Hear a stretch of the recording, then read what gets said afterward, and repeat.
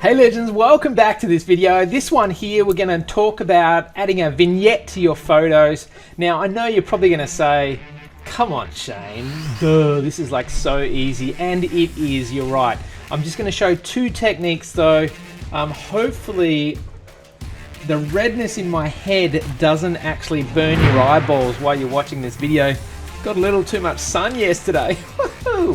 Yeah, not a good idea without sunscreen. I've got this photo here of this cute little puppy, and I'm going to show you how to darken up the edges. Now, the reason we add vignettes to photos is because it can draw our attention and focus a bit more narrowly to the subject of the photo. And it's a great way to do it, and very easy, and it can just really make your photos pop in a simple and easy way. Okay, so here we go, Pooch. We're going to come down to our layers palette here, right click on that, convert it to a smart object. And the reason we're doing this is so that we can then go back and make changes to our edits easily if we want to. Then we're going to come up to the filter menu and click on camera raw filter. So that's going to open up our camera raw filter dialog box.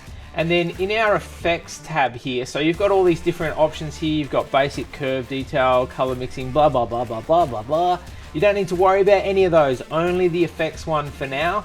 We're going to click on that, and that brings up the vignetting option. You can add vignettes in a number of ways. You can add dark ones or light ones, depending on what you want and the type of image that you have. In this one, we're going to darken up the edges a little bit, and I'm going to show you how to do that. So all you really need to do is drag the slider to the right, and you just do it to taste. So, you know, if you think you know, that's 100% or minus 100. If you go the other way, adds white. Not what I'm looking for. We just want to add a bit of a subtle kind of burnt kind of look around the edge. So it just darkens up around the edges there, and that's it. Click on OK, boom, done.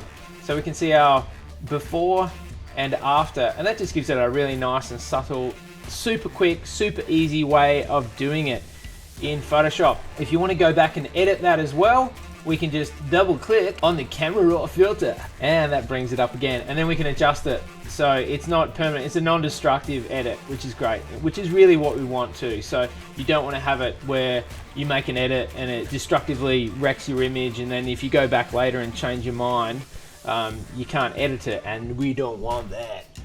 Okay, so I'm just going to choose another image now, and I'm going to show you tip number 2. We'll just start with our basic image here, and we're going to draw our image, really focus on the car, which is the subject of the photo, and we're going to do it through using our curves or levels adjustment layer. It's really up to you what you prefer. I love curves, using curves for adjustments versus levels. I'm quite happy to use levels, but I like curves better, personal preference. So what we're going to do first of all though is choose our Marquee tool, and we're going to choose the elliptical Marquee tool. So if you click and hold it's probably by default on rectangular Marquee tool. We're going to choose the elliptical Marquee tool, so we can basically draw a circle or an oval around the car. So I'm just going to click and drag around that now, and then what I'm going to do is inverse the selection. So I'm going to press on the PC, on the Windows, Control-Shift-I, or on the Mac, that's Command-Shift-I. That gives us our selection. Now what we're going to do in our adjustments panel in Photoshop is click on the curves adjustment. Now what we can do here is, you gotta be joking, phone ringing in the middle of a video, is drag it down. So if we drag our slider down, you can see that's darkening up the edges. If we raise it, it's going to lighten them. So I'm going to pull it down just to darken it a bit. And you can see that what it's done, it's got a hard edge around the subject there. With our masks selected, I'm just clicking on the mask now. We can actually move our mask as well. So if we're not 100% happy with the way we drew it, we can move that around. But what we're going to do now is actually blur it. So we're going to blur the mask so it gives us a soft edge. So we don't want this real hard edge around here, otherwise it just looks silly. So we're going to go filter, blur, and we'll just use a Gaussian blur is fine. Basically just use enough, like you want the edge to be soft, so it's not actually noticeable. It should be a very smooth transition, that you don't have this hard edge where it goes from dark to light. So you can see there, it needs to go a bit more. You might have to go quite a bit. Let's have a look at that. Yeah, so there we go, that's beautiful. Let's have a look at our before and after. So that's before, that's after with the blur, purely the blur. Going to click on OK now. And now we have our curves adjustment layer here where we can go before and after. If we want to further darken it up, like let's say it's not quite dark enough or we want to adjust it, we can just click on this little icon here, the curves icon, and then we can adjust our curve again. So we can pull it down. If you want to go a bit darker, we can, or you know, if you wanted to go the other way, you could too. Or you could just go crazy, man. All right, so let's just pull down here. So we've got a nice dark edge there.